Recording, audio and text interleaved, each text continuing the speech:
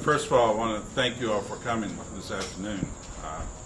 We have talked with our local president, Heather Nestor, here about the things that are going on in Monongalia County. And we wanted to come up and support them and share with them on the things that they know that has to happen. As you know, I'm WVEA President Dale Lee, and we have several of our local educators here with us. So they're standing over in the back, including the Vice President of the MCEA, Heather's Vice President. We have our staff person, Thomas Bain, over there doing this Facebook Live too. So thank all of you, and Delegate Danielle Walker is here. So thank all of you for coming out today. We had just finished a meeting earlier this afternoon with Monongalia County Superintendent Campbell regarding the local county plans and the start of their school. Now, I'm not going to reveal the entire conversation, but it's centered around the rise in the COVID cases in the county and the school system's initial plan to conduct remote learning for the first 9 weeks. I think the entire state understands the unique situation that Monongalia County is in, with university buildings and the students intertwined throughout the community. Now, clearly, the situation with WVU students has greatly contributed to the rise in the COVID cases and in the increased anxiety for parents, education employees, and everyone regarding the restart of the school. Even if WVU would shift to a remote learning or send students home, the university students are still in the community. They have leases on apartments, they have jobs, and will continue to be a part of this area. They will also continue to inappropriately gather without social distancing and mask. When you're 19, 20, that's what you do. Some have mentioned that this is not inappropriate to count the WVU numbers into the county totals. Well, we totally disagree. Those are not isolated instances, and they have to be counted. WVU's campus is spread throughout the city, and the students are not confined to a single location. Unlike the restricted movement of those in nursing homes and prisons, WVU students move freely throughout the county and commute to other communities and other counties. The numbers for the county tell the story. When larger number of students are present, the incidence of cases rise, and the risk of community spread throughout the county grows. It now appears as though Monongalia County will be classified as orange or even red on Saturday night, and all learning will be moved to the remote, and the Saturday map watch will begin on how to proceed from week to week. While I can appreciate the work that has gone into the color coding map, it doesn't take into consideration the stress the system puts on families, for daycare, and on educators who are trying to prepare for educating the students as the weekly changes occur. Flip-flopping back and forth between in-person and remote learning is chaotic, stressful, and does not present a good learning environment for our students. Monongalia County schools understand that situation the university presents to them, and they had a plan, and it involved 9 weeks of remote education. Now, that plan will change because of the color coding, and we recognize that. If they're orange or red, they have no choice but to go remote. But they should have the choice in deciding how their schools are ran. The community contributed to the plans, as did the parents and the employees. All the parties were on board and understand that exactly because of the university influence that we're seeing now, staying remote to start was the best course of action for the safety and the education of all of our students. The residents of the county, the local school community, and the local Board of Education are best situated to gauge the appropriate learning environments for their community. The state gave the authority to develop plans to local county school systems when this began, and because they recognize that each situation is unique, Monongalia County developed a plan that they felt was best served the education and the safety needs of their employees and their students. So we support Monongalia County's 9-week remote learning plan, and we're condemning the governor and the State Department for overriding a local decision. Yesterday, I heard both the governor and the Superintendent Birch get angry in the press conference about groups making the reopening of schools a political issue. And I believe I was even called out during one of the statements. I want to say that there is nothing more political than the abuse of power by overriding the decision of local school systems who is looking out for the safety and the interests of their students and employees. This school system is faced with a truly unique situation, and as a community they developed a plan to address their circumstances and do what they felt was in the best interest of their students and of the employees. I'm appalled that a group that touts local control would override that decision and force a one-size-fits-all system into this unique situation. Their actions represent the epitome of playing politics with this situation. Our organization believes that the control over the system and the proper way to open schools belongs to the local county Board of Education. Today, during our meeting with Superintendent Campbell, we offered to file an injunction in tandem with Monongalia County Board of Education to challenge the authority to override the decision on the proper school plan, arguing that a one-size-fits-all approach to safety does not take into account the uniqueness of situations, the desires of the community, and the decisions of those elected to govern that specific school system. If Monongalia County is in the orange or the red, they should be the one to make the decision on how long they're going to do the remote learning. It should be based on conversations with their educators, the parents, and the community, not on what color a map is on Saturday. The flip-flopping cannot continue. So with that, we're asking the county board to join us with an injunction to give them the right to say, if we're remote, this is how long we're going to be remote, so that everyone understands that this is fluid, but this is the situation for the next few weeks, whether that be 4 weeks, 9 weeks, whatever. The board needs to make that decision. Now, we hope that the local Board of Education will help us in this challenging this decision, and we look forward to joining them in the courtroom if that's what they choose to do.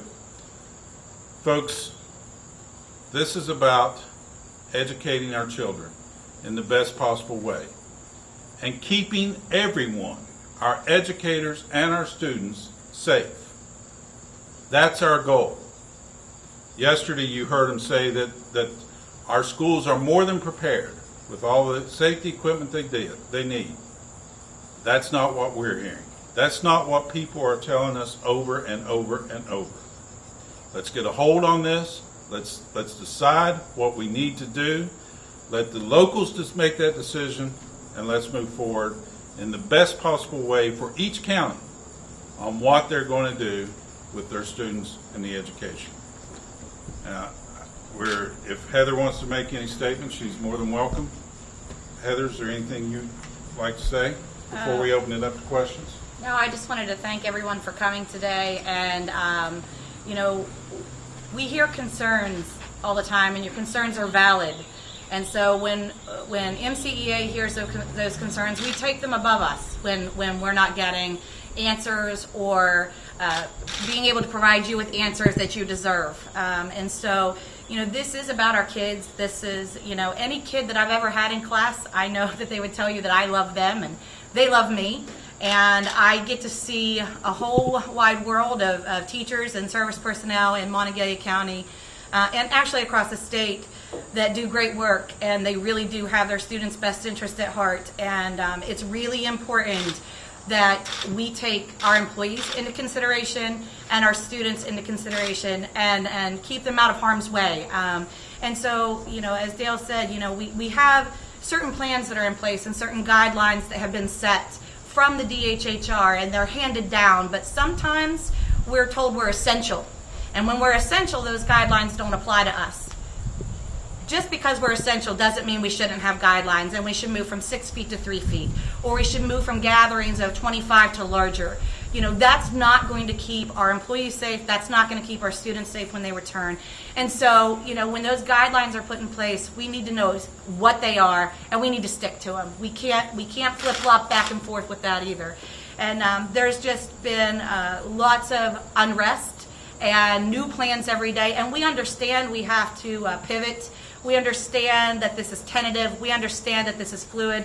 But some of the things that they're asking us to do under those certain situations are impossible at this point. And so we're asking for time.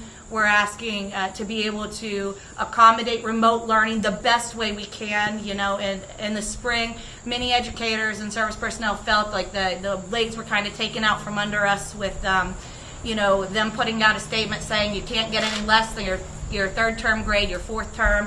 And so, what are kids going to do? We know what kids are going to do. They're going to stop working.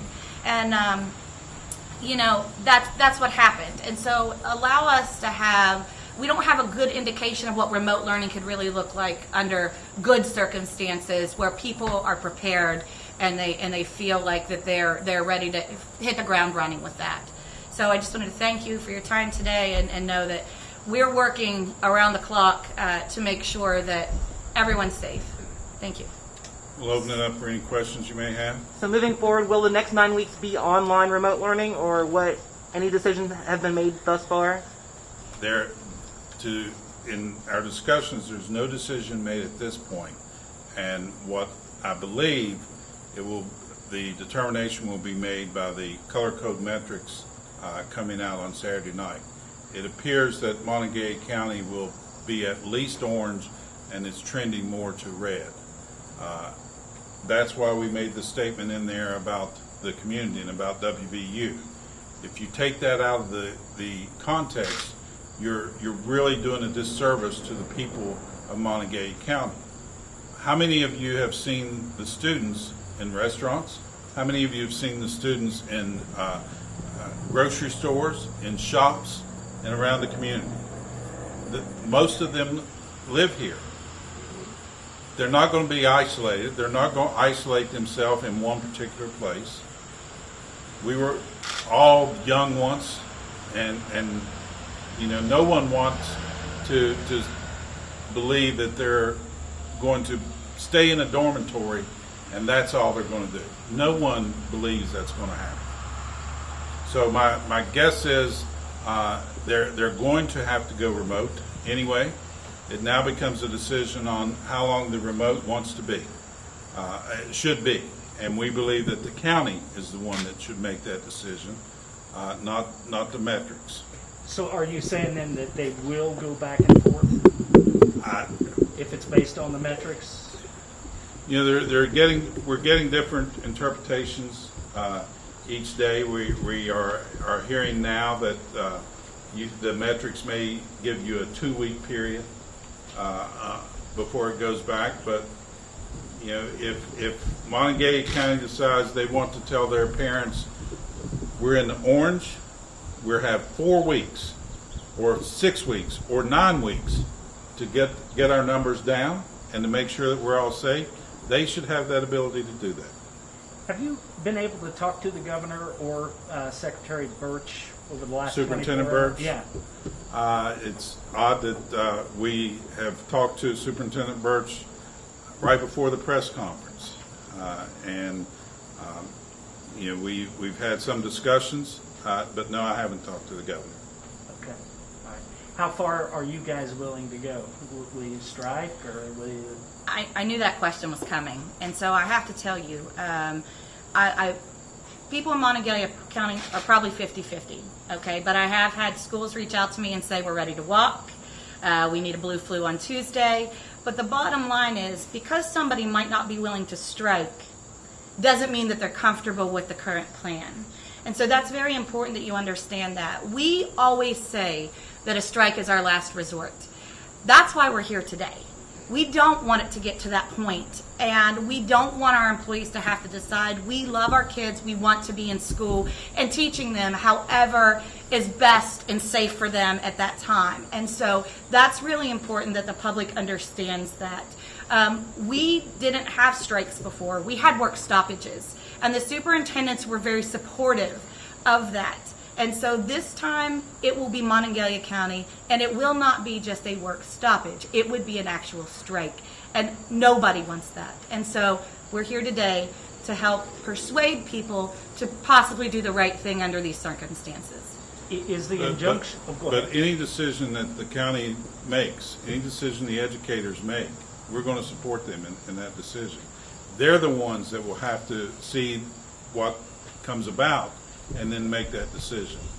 And those are internal decisions that are made, and so we're not going to discuss possibilities of things that may happen or may not happen.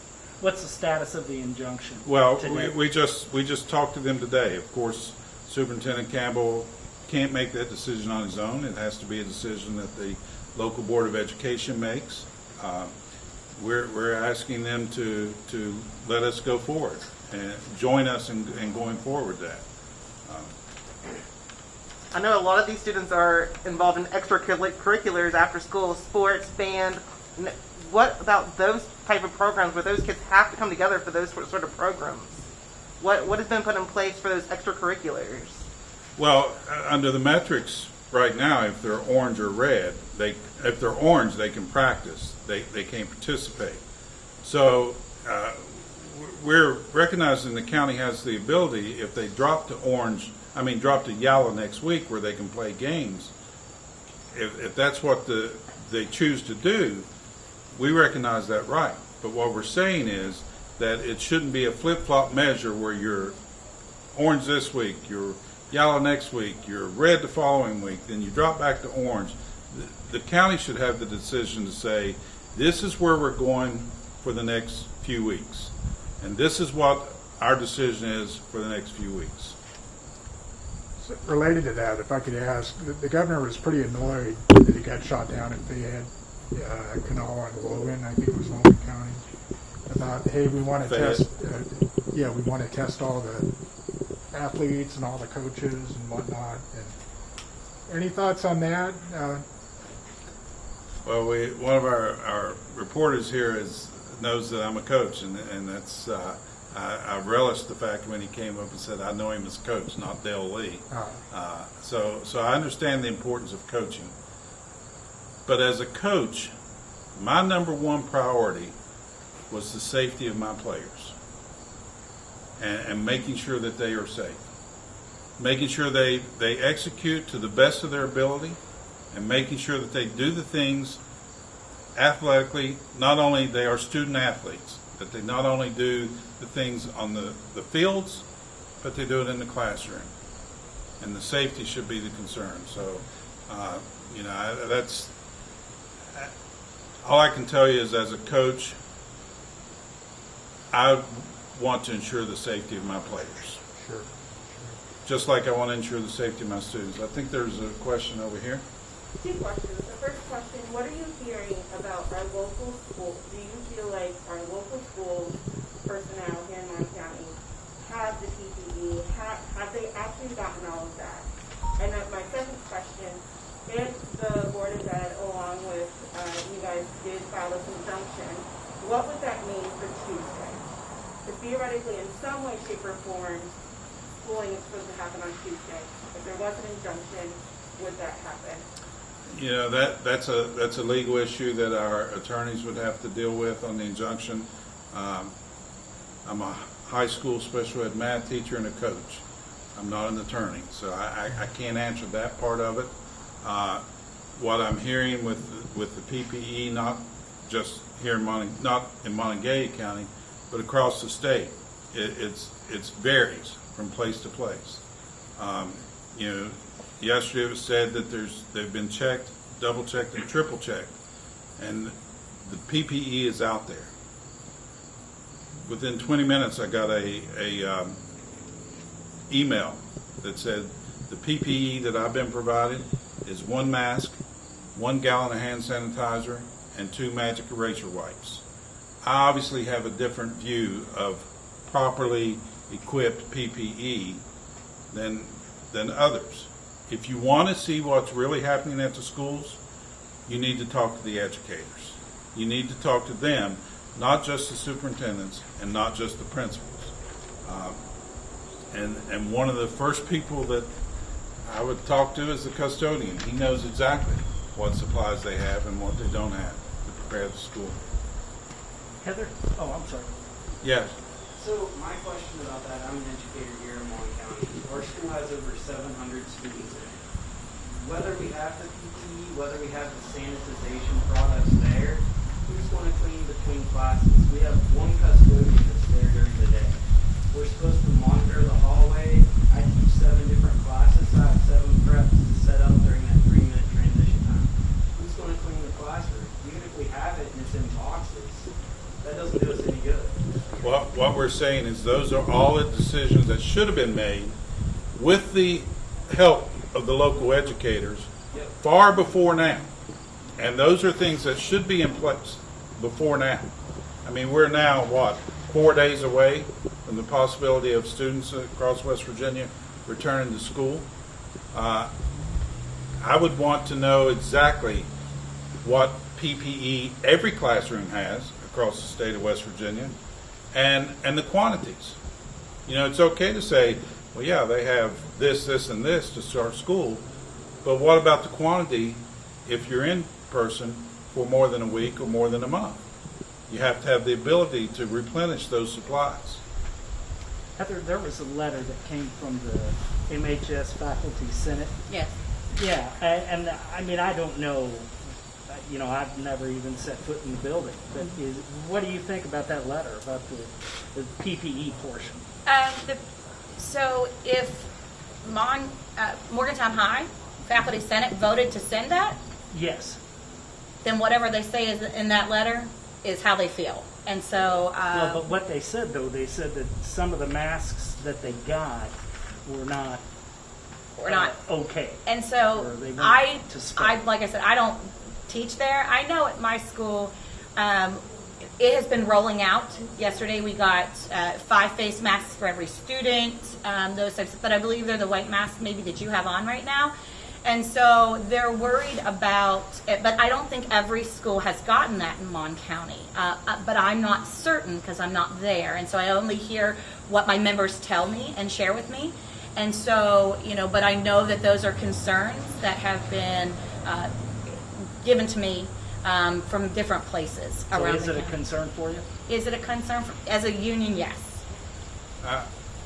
You know, we are a member-driven organization. Our members tell us where we're going to go, what our decisions are, and what we're going to do. They make the decisions for us. I'm blessed. I get to represent them and be their voice. But it's their voice that is crying out, and their voice that's wanting to be heard. And that's why I'm here today. That's why we're here today. What have you heard from the members? Do they need more time to prepare for the PPE to get things gathered? There's some members back there.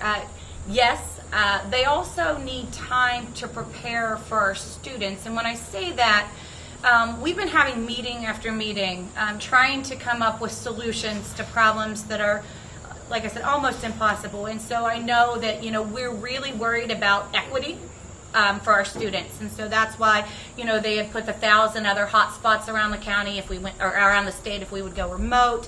But at the same time, it's very difficult for certain populations to get the education they deserve under the remote and then in person. And then when we have this, we're not sure where we're going to be. And so a lot right now is being placed on my educators and service personnel, especially special education. And so that is a huge issue right now that we're trying to deal with. And as things roll out yesterday in a meeting, I can tell you that I was contacted by at least 10 to 15 members, and Thomas Bain, he's like Dale mentioned, he's our rep. He also has been fielding those calls and those concerns, and we've taken it to, you know, higher because we can't man some of this. It's very quick turnaround, and so we have to be ready when they walk in the door. And are we ready with those types of issues? We're not. Let me say this. Our educators, you go into education to make a difference for students. Our educators want our students to be properly educated, and they would love nothing better than to be in front of them. We didn't invent this pandemic. They would love nothing better than to be in front of our students. But in addition to educating them, they want the safety of their students and the safety for themselves and their families. And that's paramount in all this, is the safety. That's why you have to do this twofold. You have to listen to the health experts and then listen to the educators on what the best possible education system is. I'm the first to acknowledge there are no easy answers in this. They're really not. I mean, we've never gone through experienced this before. It goes back to the 1918 Spanish flu. Many people may think I'm that old, but I'm not quite. I've been around a long time, but not that long. So nobody's ever experienced this. We haven't had to do this before, so we are adjusting. But what I do know about our educators, they are so good that they give them the time, give them the resources. They will educate our students, and they won't miss a beat. I've seen it happen already. I've seen it happen in 2016 when Herbert Hoover had the flood, and their students could only go a half a day. Their test scores actually went up. That's how much faith I have in our educators. We will get the kids educationally where they need to be, but we're going to get them there safely. We got time for one last question. So You said educators need time and resources. It sounds like the resources, there's question about PPP. In terms of time, do you mean more time to prepare for school? And I ask that as a parent of 4 children, 3 of whom do not have textbooks, Chromebooks, and we're not going to be at school on Tuesday. I don't know that, but we've had a long time to prepare, and those are things that we've had since March 13th to prepare, and those are things that we should have already taken into account.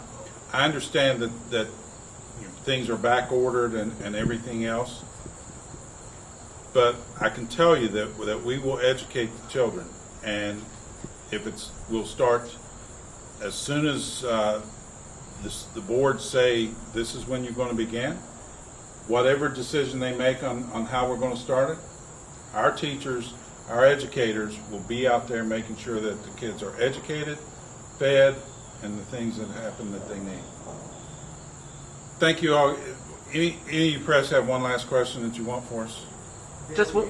Dale, obviously, Dr. Campbell doesn't have the autonomy to join any lawsuit, but he does have a certain amount of influence over the Monongalia County Board of Education. Do you think that he can advocate for your position? You know, I can't speak for anyone else. I can only speak for myself and speak for my members. So I can't answer that. I would hope that the board and everyone here wants what's best for the safety of their kids, and I would hope that they continue to listen to the educators, the health experts, and the community members about what is best. Do you have any question, Chris? Chris, by the way, graduated with my daughter at Princeton High School. Have you talked with any other counties about possibly getting involved with the injunction? This is the first opportunity we've had, but I imagine that after this comes out and boards make plans that are said no to, there may be others, but this at this point is the first one.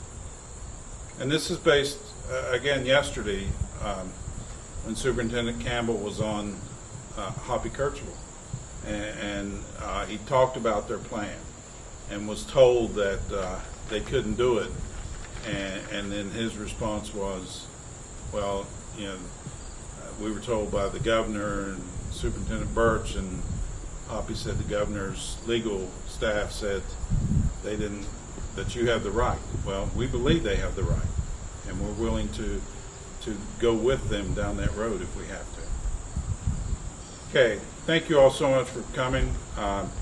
Heather and I will be available for individual quick interviews. I still am going back to Charleston here in a little bit, and I have 3 different Zoom meetings that I'll be participating in on my way down. So I want to thank you all again for being here. I want to thank Heather and the educators and the parents that are here. Thank you all. We are here for the children. Thank you. I mean, that's the bottom line. This is the greatest calling of all, the greatest profession of all, because we make a difference in children's lives. And I applaud all of you all for what you do every day for your students. I can never speak in front of educators and not thank them for that. People don't realize what educators give up themselves for their students. So thank you all. And if you want individual interviews, we're more than Heather, can we grab you for a minute? Sure. Sure. Go ahead. Can I? Is it okay if I don't have my Yeah, microphone? you're good, Okay. you're good. I'll hold the You mic. hold that? Yes. Okay. You're gonna look at me the entire time, okay? Be gentle, be kind. Okay. I'm not him. We're easy going. Okay. So, Heather, tell me, say and spell your first and last name for me. Heather, Heather, DeLuca Nestor, DE, capital LUCA, hyphen Nestor, NESTOR. And your title. I'm the Monongalia County Education Association president, and I'm also the West Virginia Education Association treasurer. Tell me, what are you hearing from your members? So we're divided. It's pretty split. I have members that are very concerned and scared to enter under the circumstances that we have now, and even the members that are okay with going back. They just want to make sure that the safety measures are in place. This is so unknown to all of us, and it's foreign. And so, we've made a joke that this will be our first year teaching ever for all of us. And so, even though people might not be scared or fearful at this point, they may also not be comfortable under the conditions that we're going in. And so, what really pushed this issue is if we would be remote at one point on September 5th at 9 p.m., if we were orange, we were going to go remote, and it would be for a 9-week period. And so what really started driving this was yesterday, and things are, like I said, this is fluid, things are changing all the time. And when we heard that we could flip-flop back and forth week to week, and I'm a parent, I have 2 daughters, they're in the hybrid model. They attend Ridgedale School, and I love that school. I want my children in school with those teachers, and I know most of the community wants that for their children, but the flip-flopping back and forth, it doesn't allow any time for parents to flip. It doesn't allow for them to plan, or daycares to accommodate those students or those children. And so that's a big issue in this county. We can pivot, we can be resourceful and try to be flexible, but at the same time, that kind of flexibility, we do know employers of other professions are not so accommodating when it comes to childcare, or people having issues getting to work on time, or dealing with the schedule of the schooling and trying to get to kids. I even know teachers, to be honest, I have, my daughters don't start till 8:40 in the morning. I start at 7:05. And so my husband works midnight shift. That's something I have to work on, and it's very difficult to do those sorts of things. And so I get it as a parent. Just because we're a teacher or a service personnel and we work within the system doesn't mean that it's easy for us to just stop on a dime and reverse and switch things. We also are scrambling. And so, when you look at down the road what is best for our students, the inconsistency is not good for them. To go remote one week, to go back in the classroom the next week, to go remote the next week, that's going to be chaos for parents, for students, and there's not that consistency where learning will actually be taking place. And so that's a huge concern for us. We also talked a little bit about those extracurriculars. Can you go into any detail about the problems you've heard with those as well? Okay, 'Cause I know so that's been under fire a lot recently. It has been under fire, and it seems to dictate a lot of the conferences and the media coverage. And so I have to tell you, I was a coach for a long time too. Coached cheerleading at South Middle School. I stopped 2 years ago because when one of the work stoppages, this became too much to do both. And so I know what kind of morals and values and how hard these athletes work, or band members, or history bowl and math field day. And so I know those events are important to our students, and they're important to us as their educators. And so we do not want to stunt that, but at the same time, we can't put that at the forefront of what's most important when we're dealing with safety and getting us back to school on time. You know, it should be like a crawl then a walk. And so should we get the kids back in school? Yes. If we can get the kids back in school, should they be playing sports? Yeah, I'm all for it, but that's just my opinion. It's not about me and what I think. It's about, looking at the data, looking at the safety issues. It's a lot different having a soccer team on the field with another soccer team outside than it is to put children in a school building, 700 of them, or even if you're cutting that in half, 400 of them, okay, and 7 hours a day. That's much different than those. They're apples and oranges. You can't compare them. Golf, I don't think there's anything wrong with kids playing golf right now, or track, or practicing for football. That is an outside sport, which is much different than putting kids 7 hours a day, a whole bunch at a time, in a school building and expect us to keep them safe.